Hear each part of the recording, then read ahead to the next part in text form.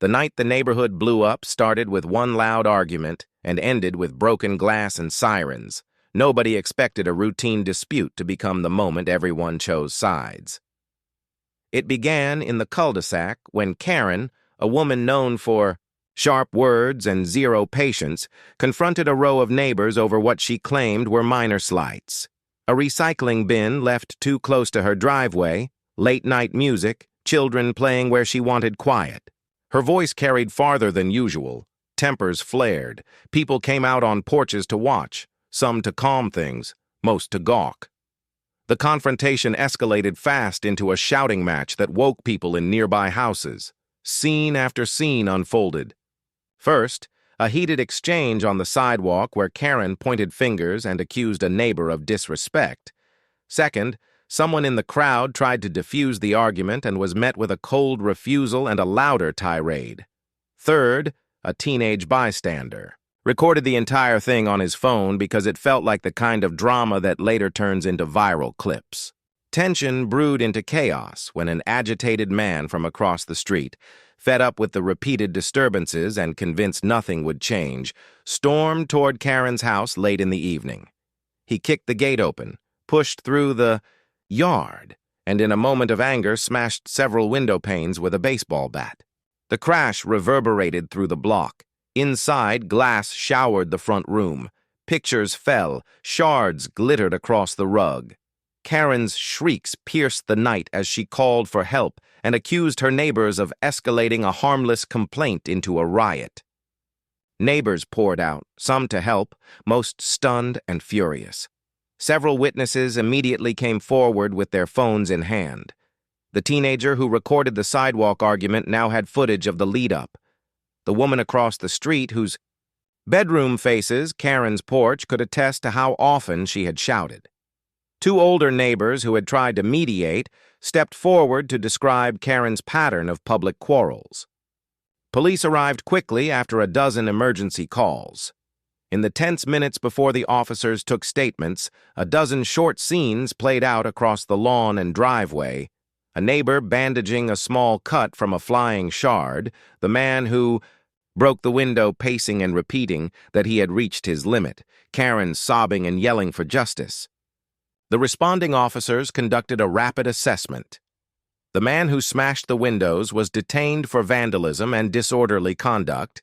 Karen demanded charges for trespass and assault, but as officers canvassed for eyewitness accounts, they found a consistent narrative. The nightly disturbances started with Karen, not the other way around. Multiple neighbors gave crisp, overlapping accounts of repeated harassment, loudly corroborating the pattern. The teen's recording of the sidewalk confrontation was turned over to police and showed Karen initiating the aggressive rhetoric, followed by neighbors responding defensively. As the investigation moved from adrenaline to procedure, the district officer explained that each witness statement would matter in filing charges. The crowd grew restless. Rumors rippled. Someone shouted that Karen always had the phone on. Another claimed she had called code enforcement repeatedly for trivial things. In short scenes that felt like quick cuts in a film, more neighbors described petty escalations, mailbox tampering accusations, passive-aggressive notes, parking disputes that blew up into midday showdowns. These small details created a pattern of provocation.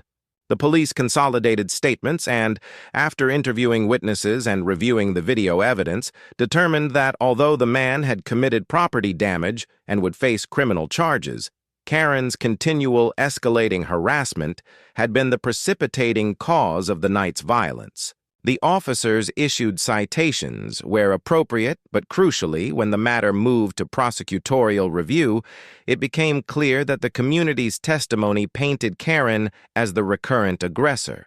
At a hurried neighborhood meeting the next morning, residents recounted succinct scenes from the previous weeks. Each brief testimony chipped away at Karen's credibility. People who had once shrugged at her complaints now described exhaustion and fear. The broken windows became less about shattered glass and more about a threshold crossed, the moment the neighborhood said enough. The case file submitted to the Municipal prosecutor included eyewitness statements, timestamps from the teenager's video, and a running history of prior HOA complaints filed by and against Karen. By the end of Part 1, the legal reality began to settle. While the man who smashed the windows faced immediate criminal responsibility for vandalism, the recorded pattern of harassment meant that Karen would not leave the events unscathed. The police referred the matter to civil enforcement as well, recommending fines and mediation, and the community readied to testify that her conduct had provoked the escalation. The air felt heavy with a combined sense of vindication and concern. Vindication that someone finally stood up, concern that neighbors had let tensions mount so long that anger, once unleashed, could not be contained. When the sirens faded, and the glass was swept away, the neighborhood realized this wasn't just about broken windows. It was about trust and reputation. The very next day, the HOA called an emergency meeting. Neighbors stood up one by one, each repeating the same point.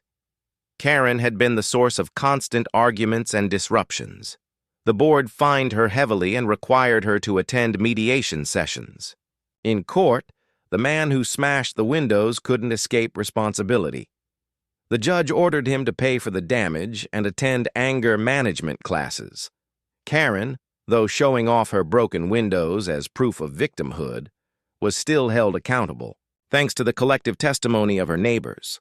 Over time, the community tightened its rules, stricter noise limits, clearer parking guidelines, and a formal system for handling complaints. Slowly, children played outside again, and neighbors exchanged cautious smiles. But one lesson remained. Small disputes, if ignored, can explode into chaos. Keeping the peace is everyone's responsibility, even Karen's.